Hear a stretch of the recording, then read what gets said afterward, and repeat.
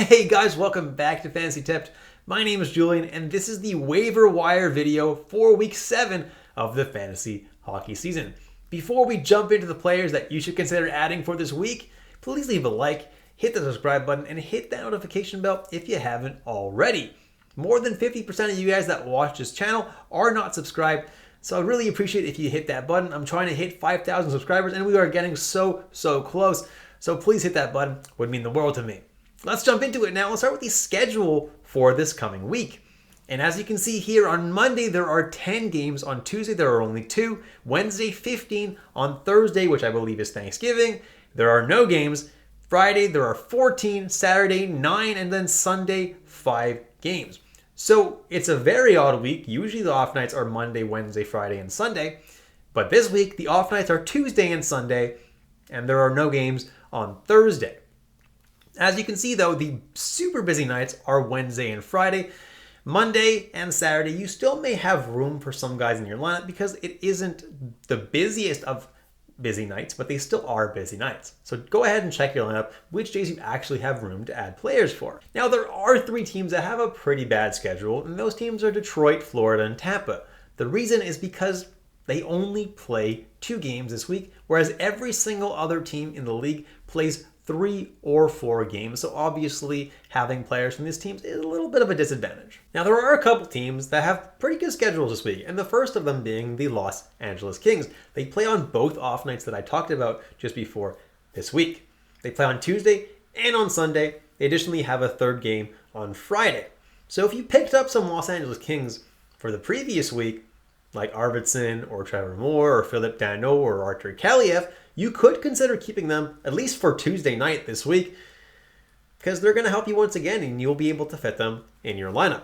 And then a team that I also like with a decent schedule is the Vancouver Canucks. They play Monday, Wednesday, Saturday, and Sunday. And if you saw before, Monday and Saturday are less busy than the other busy nights this week. So you may be able to fit some Canucks in your schedule on these days. Now, because I talked about some Canucks and Los Angeles Kings in my last waiver wire video, I'm actually not going to do that this week. So if you do want to check out some of the guys that I mentioned in my previous video to add for these off nights, you can check out that list right up there. Let's jump into it now and let's start with some forwards that you can consider adding for this week. And first on the list is Jamie Benn of the Dallas Stars, who's been absolutely insane lately. 66% rostered, and he's going to be continued to be added until he slows down. Now, every single metric on the planet says that Jamie Benn is going to be crashing down to earth soon. But until he does, enjoy the hot streak and pick him up if he's still available in your league. Then I have Carter Verhaeghe, who, like I said, the Panthers don't have the best schedule this week, but he's been absolutely insane on that top line with Barkov and Tkachuk. It's a great deployment for him to be in. And he has been producing, so definitely enjoy that and pick him up if he's available. Brock Nelson of the New York Islanders, someone I've suggested here for quite a few weeks now. In a lot of leagues, he's a top 20, top 30 player right now in fantasy. He's been absolutely unreal, and while I don't expect him to be that good for the rest of the year, he's someone that definitely could continue to put up some solid stats for the rest of the year. Brock Nelson is someone who should be owned in more than 62% of leagues, looking really good right now. Thomas Hertl, someone else who should be owned in more than 58% of leagues. He was dropped a lot at the beginning of the year. He was very cold along with Timo Meier. Timo Meier's figured it out. He's playing on a line with Timo Meier. He's looking really good. He's putting up a lot of points. Add him now before it's too late. Then I have Tyler Bertuzzi, who I was going to make my Manscaped must-add player of the week. However, the Detroit does only play 2 games this week, so it would be a good add because Bertuzzi has a lot of upside. Now, maybe not the best ad for this specific week, just because of the 2 games that Detroit plays only. Bertuzzi, someone that I like a lot, though, someone that I was very high on in the offseason. He's someone who shoots the puck a lot, is playing on the top line with Dylan Larkin, and as of right now, second power play, but definitely could be elevated to that top unit. He's someone that was very deadly last year, and I'm expecting him to have a very solid season this year. Now that he's back from injury, definitely like me some Tyler Bertuzzi. Worst case, you add him. He doesn't do anything for a couple weeks, you drop him. But the upside is definitely big enough for you to probably want to add him to your team if he's available out there on your waiver wire. Then I have Kirby Dach of the Montreal Canadiens, and over his last 8 games, he has 11 points, and he's playing with Suzuki and Caulfield, the 2 best players on Montreal. He's also playing on the top power play with those 2 guys, and he has obviously been producing. He's someone that I really like and could be a season-long add as long as he keeps that deployment, which he should because he's doing really, really well there. Then I have Brandon Hagel of the Tampa Bay Lightning, and while Tampa Bay doesn't have the best off-night schedule this week, they only play 2 games, which is a pretty bad schedule. Brandon Hagel has been incredible on that top line with Kucherov and with Braden Point, and lately has been playing on that top power play as well, which only increases his value. Then I have William Karlsson of the Vegas Golden Knights, and I had Riley Smith here last week, but he is now over 70% rostered, so I couldn't include him on this list anymore, but that line is insanely hot. Marchessault, Karlsson, and Riley Smith, and as long as they are, Karlsson's a pretty solid ad. I'm not expecting that to keep up the entire season, but right now, definitely a good ad. Jason Zucker is another great ad for Pittsburgh right now, playing on the second line with Evgeny Malkin, and he's super, super hot right now. As long as he is, he's a great, great ad. Boone Jenner is someone who I absolutely love, playing on the top line with Johnny Gaudreau and Emil Bemstrom, as well as the top power play, and he's also insanely hot right now. I like him a lot, and he always offers a safe floor with hits and with block shots, believe it or not. He's one of the few forwards that actually consistently blocks shots. Definitely a good ad for you there. Then I have Kevin Hayes of the Philadelphia Flyers, and he's been incredible all year. He's a top 100, top 120 player in a lot of leagues, yet he's still only owned in 23% of leagues. I understand he's a natural center, it's a position that there's a lot of, but he's been really, really good. And if you're lacking in the center department at all, or you need some offense on your team, Kevin Hayes is someone that definitely could bring it. Alex Killorn's another guy for Tampa Bay. They only played 2 games this week, but he's been playing very, very well on a line with Steven Stamkos.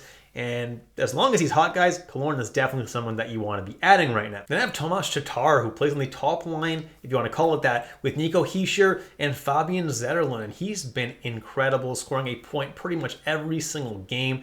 He's up to 20% rostered now. I had suggested him actually 2 weeks ago because he had been playing pretty well with Nico Hischier. People are finally starting to notice him now. And if he's still available in your league, you should probably add him. Then I have Nick Paul of the Tampa Bay Lightning, who plays on that same line that I was just talking about with Killorn and with Steven Stamkos, and he's been pretty hot lately too. Definitely another solid ad. Then Evan Rodriguez of the Colorado Avalanche has been centering the second line in Colorado, and while he's not playing with McKinnon and Rantanen on that top line like Lehkonen is, he's still playing with those guys on the top power play unit. And as long as Nichushkin is out and as long as Landeskog is out, he is going to be on that top unit. And until one of those 2 guys comes back, he's got a decent amount of value. Should be owned in a little bit more than 11% of leagues. And next is my Manscaped must-add player of the video, Adam Henrique. Get 20% off and free shipping with the code word FANTASYTIP at manscaped.com. That's 20% off and free shipping with the code word FANTASYTIPPED at manscaped.com. Get your jingle balls ready for the holidays with Manscaped. Now, why is Adam Henrique my Manscaped must-add player of the video? Well, a big part of it is that he's only 3% rostered, and in his last 6 games, he's got 6 points, and he's getting a lot of ice time, and on top of that, he's playing on the top line with Trevor Zegras and Troy Terry, the 2 best players on the Anaheim Ducks. And on top of that, he's getting top power play time with Trevor Zegras. It's definitely somewhere that he wants to be deployed, and he's definitely showing that he should be deployed there because he has been producing. And until he stops producing, he definitely should be in your lineup and should be owned in a lot more than 3% of leagues. I've always liked Henrique. He's super underrated, and I think you should add him now. Then I have Frederick Gaudreau of the Minnesota Wild. 3% rostered. And the nice thing about Gaudreau is that he does have triple eligibility. You can put him anywhere in your lineup, center, left wing, or right wing. And he does play on the top line with Kaprizov and Zuccarello. And while he's not the best player in the world, playing on that line, there's always a chance to put up points. And in deeper leagues, he's definitely a pretty decent ad. Then I have Matias Maccelli of the Arizona Coyotes. And he's playing on their second line. And he's been actually putting up some really, really solid numbers, like sneaky little Calder nominee there with Matias Maccelli. He's been pretty good, putting up a point every game or 2. And in deeper leagues, that's definitely enough for you. Then I have Alex Barabana of the San Jose Sharks. And in his last 9 games, he has 9 points, and he's playing pretty well right now, playing on that top power play with Meyer and Hurdle, and also playing on the second line right now. And as long as this dude stays hot, in deeper leagues, he's definitely a really solid add. And then finally for forwards, I have Fabian Zetterlund of the New Jersey Devils, only 1% roster, and he is playing on that line with Hischier and with Tomas Tatar. And we all know how good Hischier has been this year, and Tatar has been heating up as well. Zetterlund hasn't been doing too bad himself, and only 1% rostered. Definitely should be looked at in more deep leagues. Someone that could put up some points for you. Jumping into defensemen now, and first on the list is Jake Sanderson.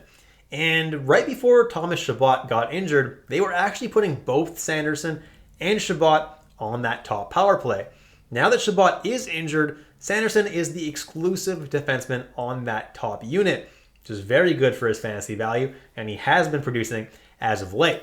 Then Philip Hronek of the Detroit Red Wings, 38% rostered, is playing on the top power play in Detroit, and has been producing pretty frequently, makes for a good ad. Alec Martinez is someone that I like a lot, has been blocking just a ridiculous amount of shots this year. Like, go and see his game log for block shots.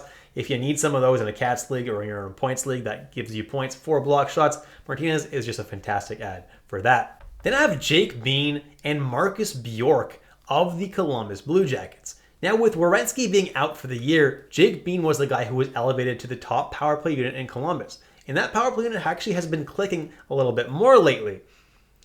The unfortunate thing is that Bean now sustained an upper body injury. And I don't know right now how serious that injury is. If it's serious and he misses a few games, it'll be Marcus Bjork probably playing that top power play in Columbus. And over 2 games so far, he's got a couple of points. So it's definitely an encouraging start. If you're in a super deep league, I definitely would go out and add Bjork. There's really no other defenseman available. Definitely has the most upside out of anyone. Now with Jake Bean, they announced that he's perfectly fine. He's going to be the guy to add in Columbus. He's going to be the guy manning that top power play going forward.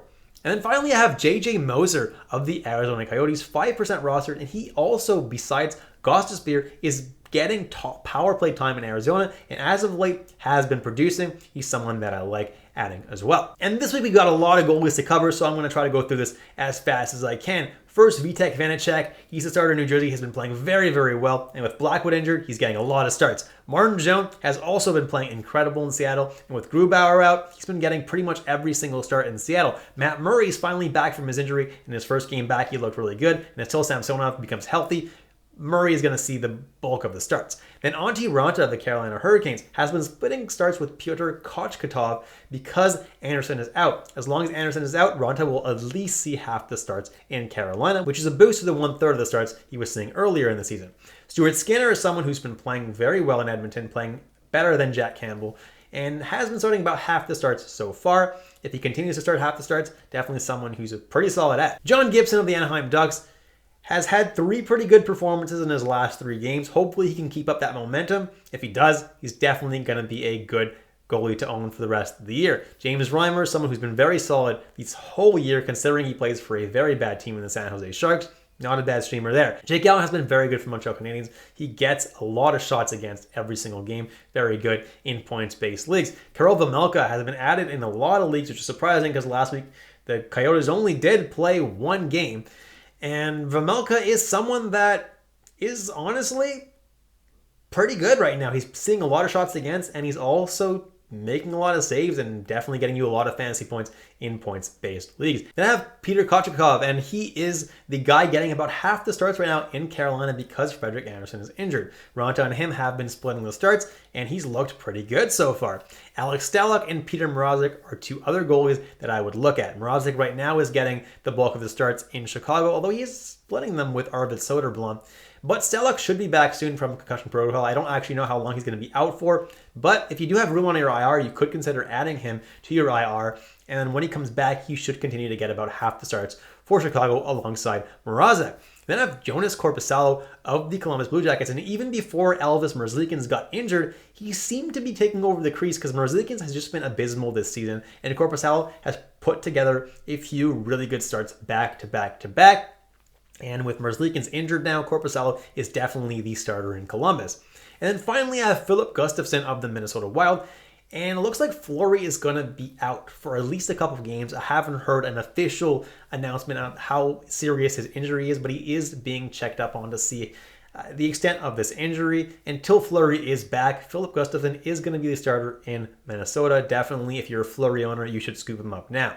Then I have Ukko-Pekka Luukkonen. And while I was actually recording this video, I had Comrie in this list.